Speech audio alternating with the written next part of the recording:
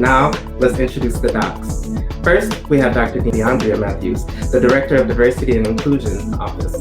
Next, we have Dr. Leah Robinson, the Director of Academic Support, I like to say academic success, for the Office of Diversity and Inclusion. And lastly, we have Dr. Ayanta Howell, a psychiatrist for the Common Ground Resource and Crisis Center in Pontiac, Michigan.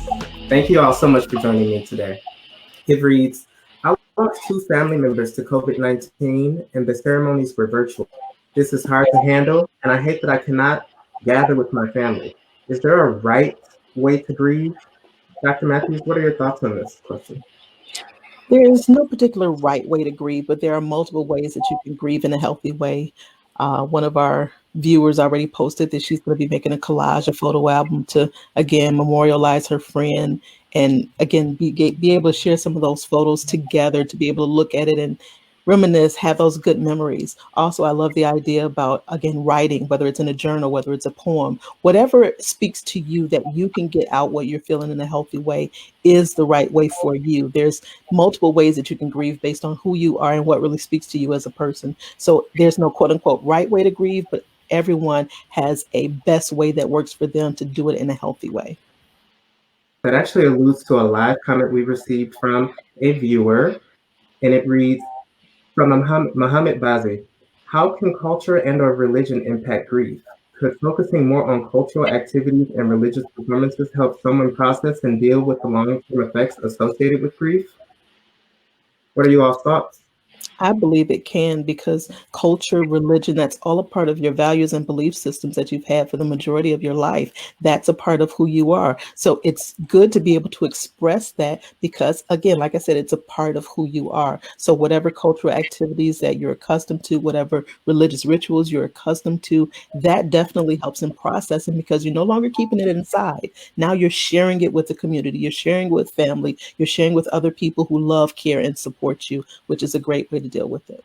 All right, so we're going to go back to our Google form, and we have our second question from an anonymous submitter. It reads, is it wrong that I hide my tears and pain from my children?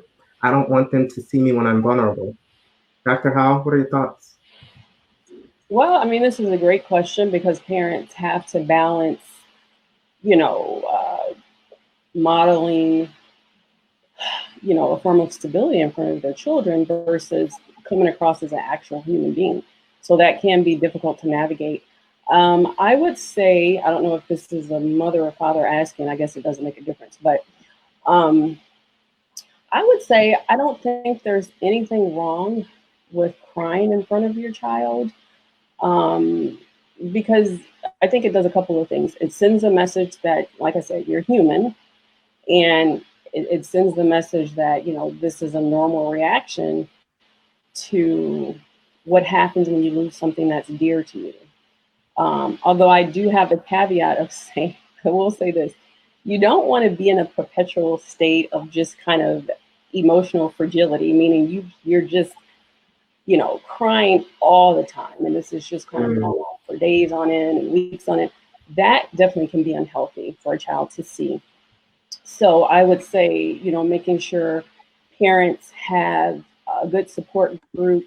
Again, I am a huge advocate for counselors, therapists. I have my own therapist. I think everyone, just like you have a primary care doctor, I think you should have a therapist because life is hard.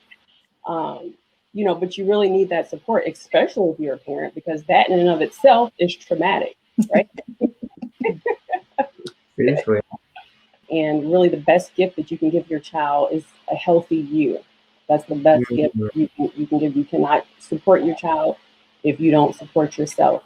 And one last thing I want to say is oftentimes kids will grieve right alongside their parents, especially if they were also connected to whatever was lost, whether that's an object or a person. So I think it's important for parents to recognize that kids grieve differently. So a kid is not going to fall within, what we talk about, the emotions on the 5 or 6 stages of grief. That does not apply to children. Children oftentimes don't have the words to express emotions, so they'll do things like act out.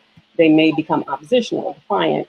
They may regress. If a kid, for instance, was already potty trained, they may start wetting the bed, or they may start soiling their clothes during the day. A kid may become clingy or whiny when before they weren't like that, or they may all of a sudden complain of headaches, stomach aches, those types of things. So being mindful of that and really supporting your child, and again, just talking to your child and just checking in with them. Don't be afraid to do that. Again, reach out to mental health providers if you feel your child needs that help. Again, if this goes on for days and weeks, you need to be reaching out to a professional. There is an app called Grief Steps that is specifically designed for parents to help their children grieve. Unfortunately, this app is only an iOS-based type app, meaning that if you don't have an Apple device, you can't really take advantage of that. I did do a little research, and there are not a lot of apps out there in general to really help kids grieve. So there is a need there, but this may be helpful for some parents. It's called Grief Steps. And if you want to download that, that may be a helpful resource for you. Mrs. Snowden Williams says, given our new norm of social distancing, how do you recommend we grieve physical connection with others? My normal reaction is to hug everyone. I have been asking that same question. What are you all thoughts? I sometimes, even as mental health professionals and as professional as we are, we don't have the answer. I mean, this is a novel situation for all of us. I would say, just try to be creative. I mean, I think we're all probably zoomed out, but you can use that. They're not necessarily recommending that we don't gather. It's just the large groups that the CDC wants us to avoid. So, just being within a physical proximity of your loved one may be helpful, but it is hard. It is very hard. We were made for physical contact. We were made for community. So yeah, this is very, very difficult. So I don't really have any kind of, it's hard. Yeah, I agree. Actually, someone had mentioned something about hug credits. I think Dr. Hey, I mean, I would say if I were there, I would hold you. If I were there, I would, be bringing my best tissue, acknowledging the fact that you can't connect at the way you want to, takes a little bit of the sting out of the conversation for the person, brings back, a little of that humor you talked about. But acknowledging, dang, I can't get to you.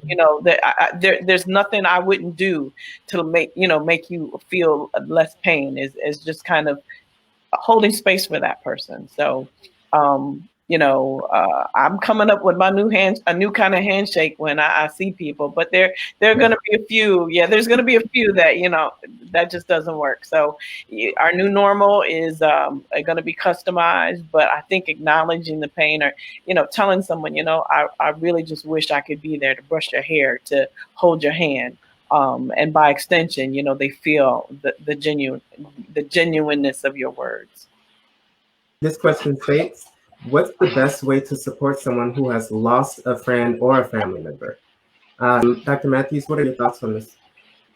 I think the best way, of course, first is reaching out to them and letting them know that you're there for them, to support them, that you're available, whether they want to call, text, whatever, any time of day or night, if that's, your plan for them. I think letting them know that first is the best way. But I do have to share this just because we're in this social media environment. We need to make sure that the family members, the immediate family members, have been notified first before we post anything publicly on social media. Too often, immediate family members, and I'm talking about parents, siblings, children, grandchildren, have not been properly notified, and a friend of a friend or a friend of a family member posts, you're in my thoughts or my condolences or something like that, alerting the family that something is wrong, something has now happened. And the worst thing in the world is to find out that your loved one is gone through social media, through someone that's not even family, And now that's how you've received this, again, devastating information. So please make sure that you have allowed the family a chance to share it. And what I typically do is I wait until I see an immediate family say something about it before I respond publicly as far as social media. So that's one parameter that we want to keep in mind. Give the family that respect, especially since we're not, in the same proximity as we normally would be. Give them the space to be able to notify their family members properly before you start the public acknowledgement or the condolences or the prayers and things of that nature. But back to the original question, the best way is just let that person know, hey, I'm here for you. And, if you have to remind them every couple of days, do you need me to bring you something to eat? Have you had enough water today? Whatever the question is, just let them know that you care and you're thinking about them. Those things mean a lot.